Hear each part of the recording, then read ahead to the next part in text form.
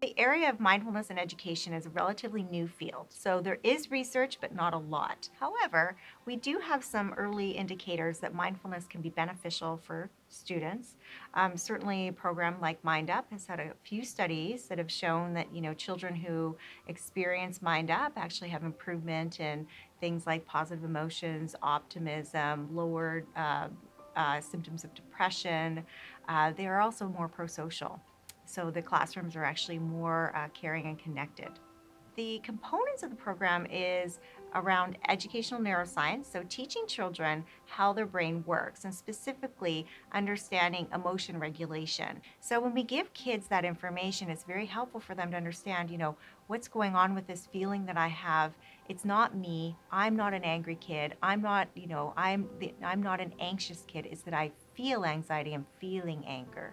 And we all feel these things. And so what do I need to do in order to turn on my prefrontal cortex? And this is where mindfulness comes in.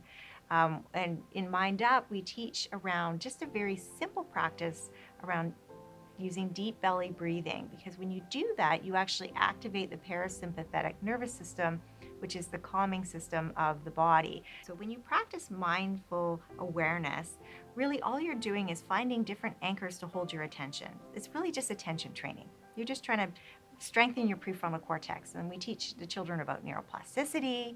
And when you actually practice things over and over and over again, you get new neural connections and new neurons are growing. So the other piece is learning all about that, which is a whole other side of benefits for kids to understand how practice actually changes the brain.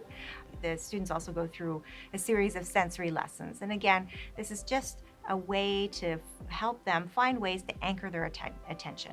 So whether it be sight or smell or sound, there's always something that we can hold our attention to, and that strengthens our neural connections and helps us develop our attentional skills.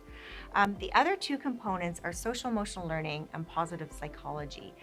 So there are lessons around developing perspective taking, using literature, because we know perspective taking is a key ingredient for empathy, being able to walk in the shoes of another. So Mind Up really begins with a focus on the self in order to understand how the brain works, understand a little bit about emotions. And we know that mindfulness, at least theoretically, is a wonderful sort of foundation for developing self-awareness.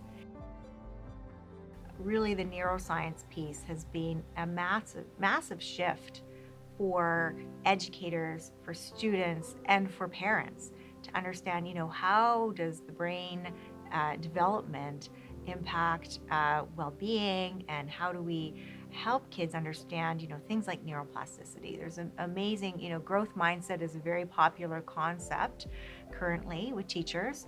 And it's really helping kids understand that what they do matters, and that learning something new can be hard. As we move into this new era of education where social emotional learning is, placed with priority, we're able to talk about emotions. And one of the things that I think would be really impactful for classrooms to adopt this kind of common language and understanding is around thinking about how it's kind of this triangle of thoughts, emotions, and behaviors or actions, and helping kids understand, how do these things interconnect? So how do my thoughts impact my emotions, and how does that impact my actions or behaviors? So I think you can start, teachers can use that simple language around understanding, how do our emotions, thoughts, and behaviors connect?